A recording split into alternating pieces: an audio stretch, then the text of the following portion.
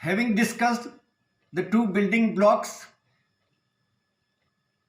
I turn to the third building block of administrative law, that is judicial review and its comparative position with regard to scope in England, America, and India. In England, without any written constitution, the parliament is supreme and sovereign, and courts have no business to examine the vires or constitutionality of an act of parliament. In other words, there is no constitutional doctrine of judicial review in their legal system. Moving on to America, the courts in a country with a written constitution interpret its provisions and other laws as well.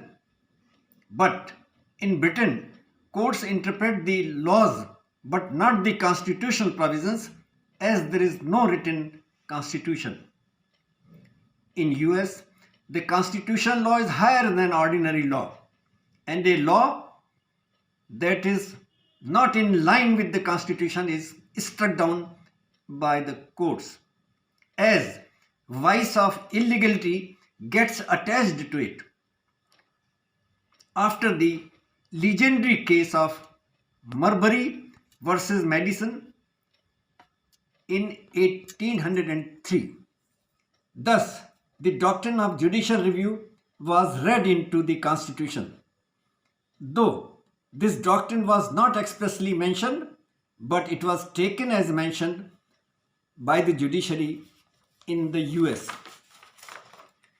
The framers of the Indian Constitution did not leave this doctrine to be inferred by the judiciary. They expressly enshrined it in our Constitution under Article 13, though limited to fundamental rights. What is implicit in US has been made explicit in India. They went extra miles in not only expressly mentioning it, but also giving it a status of fundamental right.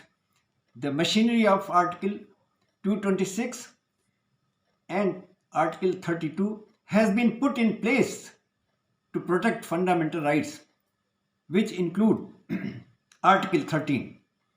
The power of judicial review may or may not be exercised by the High Court under Article 226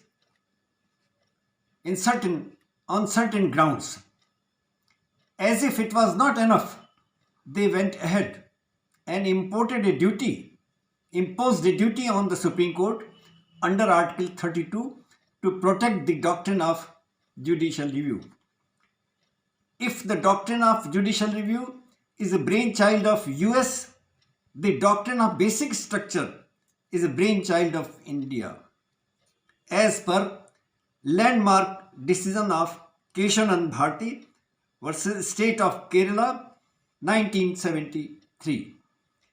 If there is a parliamentary supremacy in England and judicial supremacy in America, there is extra judicial supremacy in India. If it arms the judiciary to sit in appeal against the decision of Parliament regarding even amendment of the Constitution and strike it down, even if it violates basic structure of our Constitution, in spite of the fact that an amendment is at par with its original text. Thus, the scope of the doctrine of judicial review in India is widest known to the world of law. The doctrine gives the impression of being an unguided missile in the hands of the judiciary, as per some of the critics. The mode of judicial review may be explained with the help of writs, particularly writs of mandamus and habeas corpus, as their scope has become wider as compared to the corresponding English writs. The writ of mandamus is a most popular and leading constitutional writ. It is known as double-edged sword in view of its positive and negative aspects. It orders both action and inaction of the legal duty.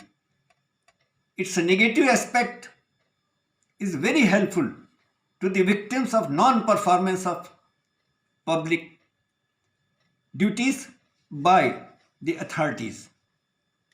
When other writs are not appropriate, mandatory mandamus walks in and requires the aggrieved person, I repeat, rescues the aggrieved person. Hence, it is also known as residuary remedy. It is a writ of wide scope and covers a wide area of any kind of functions exercised by authorities and can do the work of other writs. It has come to be established as a general remedy. Its boundaries are being pushed by the active judiciary and it is giving better results. Writ has become more important than it has ever been. Our Supreme Court has developed the new writ of continuing mandamus for monitoring the compliance of its directives, where merely issuing mandamus directing the some authority to perform the task will not serve the purpose.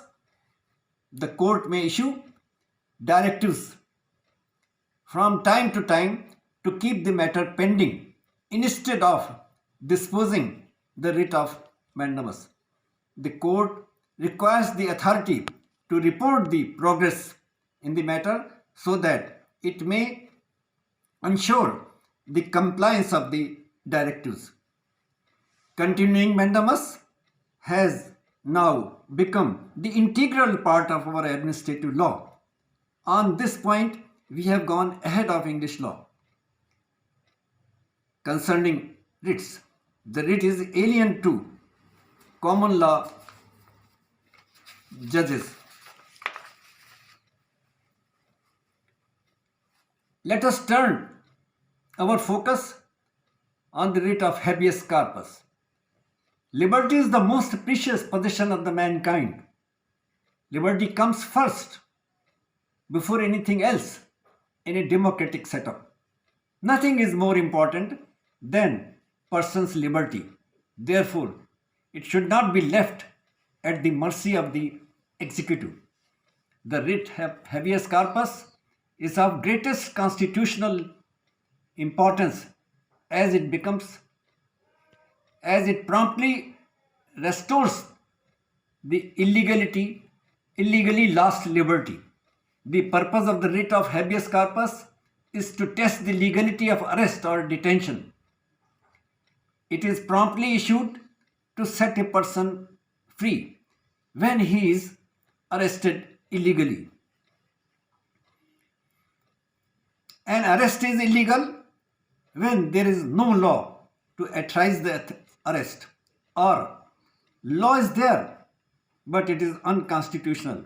For example, when the legislature enacting it goes beyond its jurisdiction or violates a fundamental right, or the procedure prescribed in the law is not strictly followed, or the great procedural safeguards laid down in the Constitution under Article 22 are violated, or the power of detention is exercised in bad faith.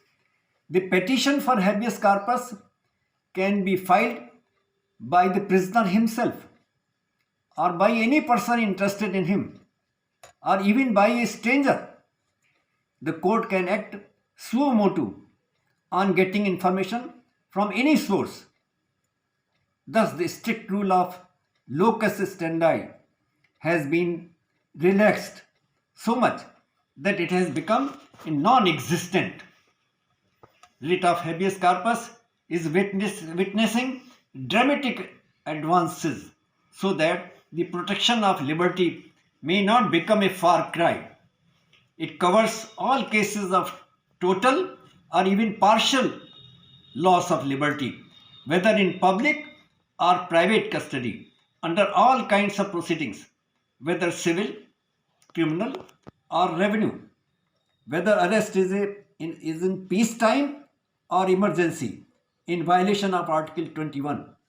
Even if the petitioner is guilty of delay, he can claim the writ of habeas corpus because wrongful arrest is a continuing wrong till he is set free. The superior courts can decide the writ of habeas corpus petition whether it is contested or ex parte, that is, when the prisoner is not present in the court. The courts in India have made the habeas corpus petition victim friendly by detechnizing it. They need not follow strict rules of pleadings. Even a letter written by the victim from jail is sufficient to examine the legality of arrest. This practice is clear departure from that prevailing in England. Now the superior courts under this writ not only free the petitioner but also award ex gratia payment or compensation against the arrest in violation of Article 21 in suitable cases. It is done without affecting the right to sue for damages under a private law in the lower court. Unlike England, in India, most important principle of compensation has been laid down. The principle has become basis of the subsequent string of cases which have opened new era of compensatory jurisprudence. On this point, also, our administrative law has gone ahead of English administrative law. Our writ law has developed on the lines of one developed in England, but on the grounds of detechnization and compensation stated above. The present model will remain incomplete without giving sufficient space to PIL, which is a kind of Jahangiri chain of justice. The term PIL has originated in US. In 1986, India is not home of this idea. We have adopted it following the lines of American setting, which has long tradition of PIL. Article 32 and Article 226 are the two gems set in our constitution. These two articles are legs PIL stands on. It is an extension of the writ jurisdiction under the above stated two articles. Expressed simply, PIL is a form of writ with just one rider, that it should be related to the public interest. Whether the petitioner is affected or not. Judicial remedy under PIL can be reached to a large number of people and benefit them through any one single judgment. This is a technique through which justice is taken to the doorstep of common man. It serves a broad social purpose. The court has detechnized its procedure for the convenience of the aggrieved persons. The central point or the essence of PIL is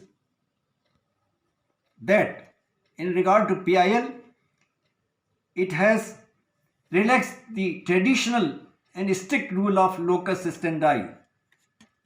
This relaxation is touching new heights with time.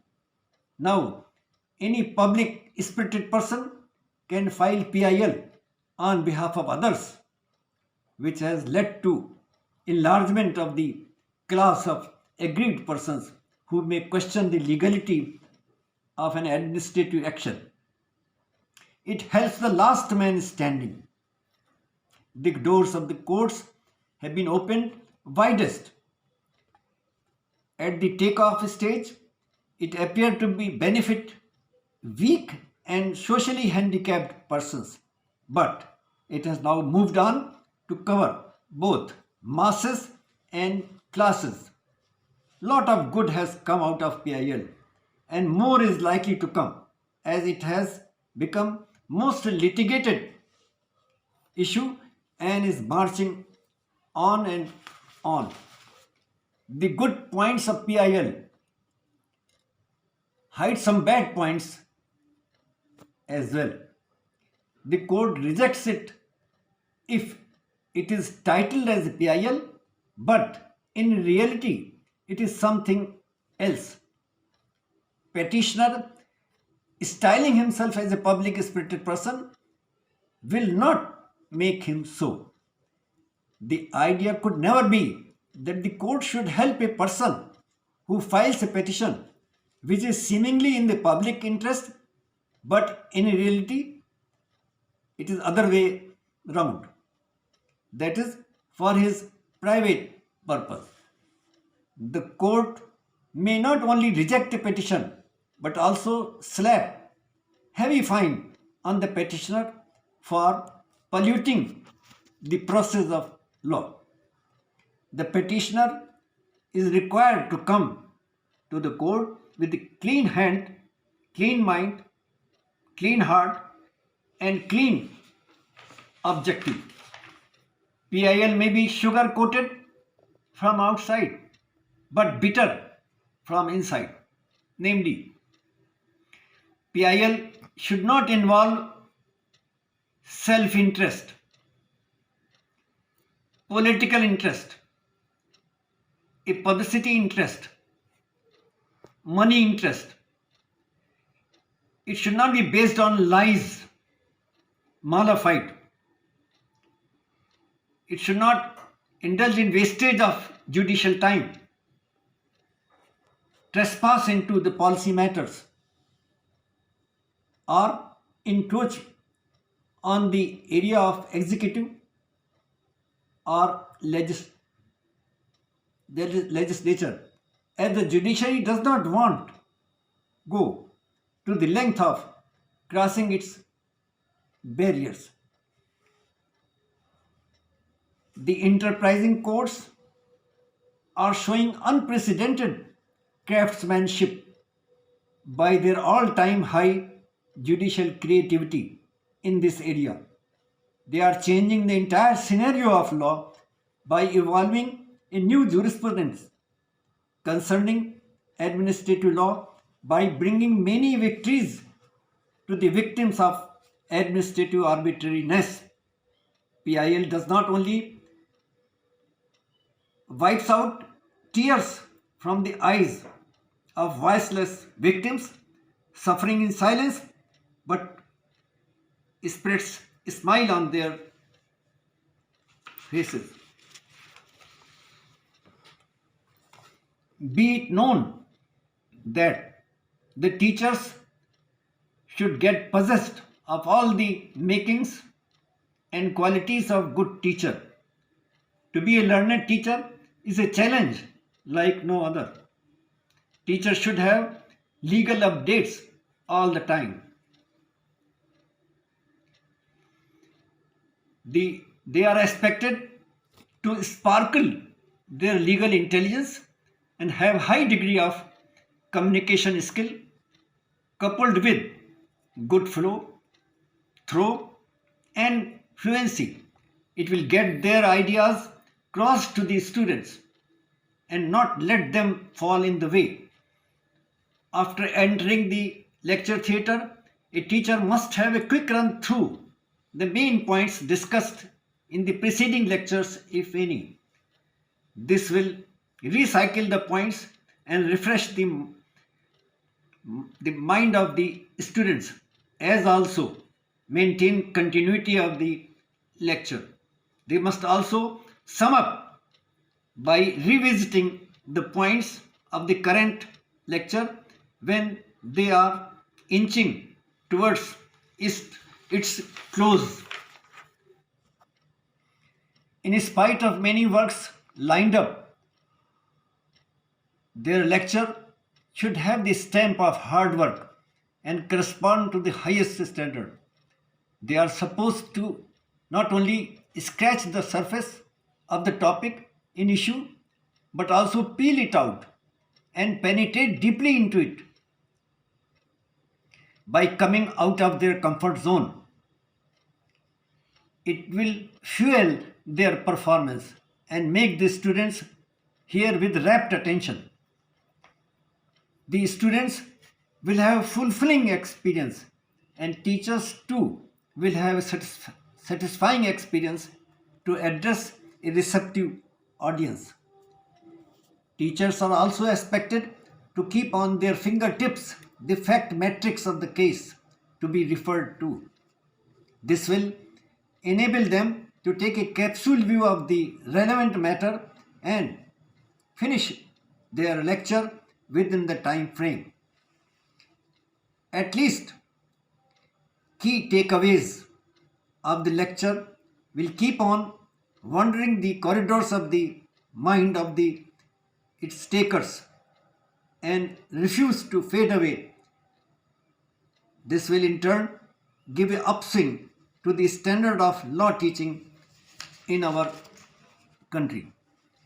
The students and their teachers are required to be exposed to the guest lectures of the judges, serving or retired, of the superior courts, eminent legal practitioners, as also university professors known for their work on this vibrant branch of law. It will take their understanding to the next level if they are sensitized and encouraged to participate in doubt clearing sessions, refresher courses, debates on legal issues, legal tutorials, assignment of projects, quiz competitions, legal aid programs, nukkad nataks, and forum for discussion of landmark cases, including majority and minority opinion of the apex court. This will iron out their problems, demystify the points surrounded with mist, and bring sunshine on many dark points concerning administrative law. Administrative law is not for nothing or for itself, but a means to fulfill a great mission. It is the establishment of the welfare state the administrative law aims at. It stands for helping those who feel helpless on the illegal encroachment of their valuable rights and liberties by the power drunk administration. The misuse of the powers by it is touching absurd limits. Administrative law makes administration fully accountable. It also oils the administrative machinery so that it may work smoothly in a fair manner and inspire the confidence of the people who are the ultimate power holder in a democratic setup. Whenever a victim, even if he is living on the edge of subsistence, is crying for justice against administrative arbitrariness. Administrative law is the answer. I am ending up by saying that much has been written and enough ink has flown on the subject of administrative law in common law countries, including India. Books are too numerous to count. However, following are the recommended reads. Many of them require updation with the help of internet. Number 1, Principles of Administrative Law by M.P. Jain and S.N. Jain. Treatise on Administrative Law by M.P. Jain. Indian Administrative Law, Cases and Material by M.P. Jain. Administrative Law by C.K. Thakkar. Lectures on Administrative Law by C.K. Tikwani. Administrative Law by I.P. Massey. Law and the Constitution by Ivor Jennings. Administrative Law within bracket text K.C. Davis. Principles of Administrative Law by Griffith and Street.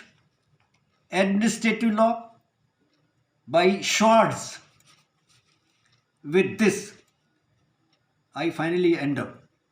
Thanks.